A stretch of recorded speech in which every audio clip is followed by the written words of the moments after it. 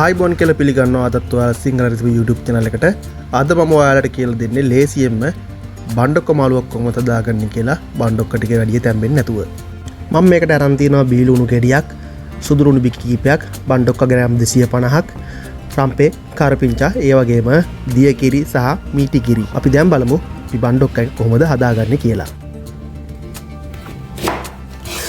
මුලින්ම බණ්ඩොක්ක ටික සෝදලා අරගෙන මෙන්න මේ වගේ පොඩියට කපා ගන්න ඕනේ.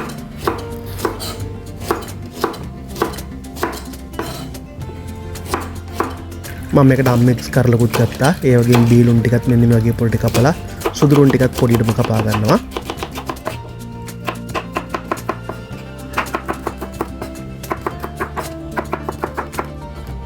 මම අද බණ්ඩොක්ක එක හදාන්නේ තෙල් දාන්න නැතුව.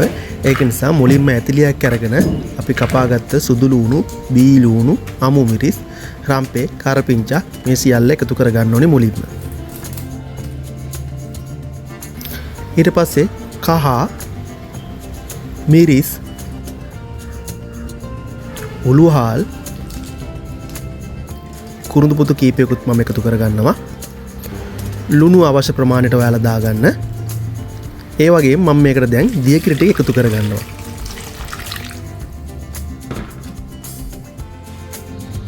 දියකිරි දාගත්තට පස්සේ අපි මේක දැන් ලිපේ තියාගමු.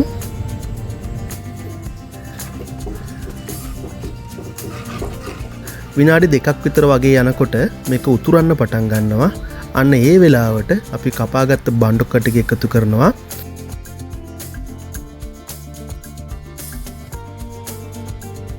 ඊට පස්සේ අපි මේක විනාඩි 3ක් විතර වගේ වහලා තියන්න ඕනි මද ගින්දරේ තැම්බෙන්න. දැන් මේක තැම්බිලා ඇති. විනාඩි 3කට විතර පස්සේ මම මේකට මිටි කිරි ටික එකතු කරනවා. මිටි කිරි එකතු කළා මේක කැටි ගහන්නේ නැති වෙන්න අපි පොඩ්ඩක් කලවම් කරගන්න ඕනි.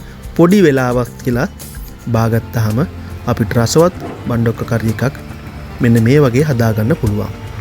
මේ වීඩියෝ එක බලන ඔයාලා තාමත් මගේ channel එක subscribe කරලා නැතිනම් ආදරෙන් ඉල්ලනවා subscribe කරලා අපිත් එක්ක ඉදිරියට රැඳී ඉන්න අපිට කරන පුංචි සහයෝගයක් විදියට.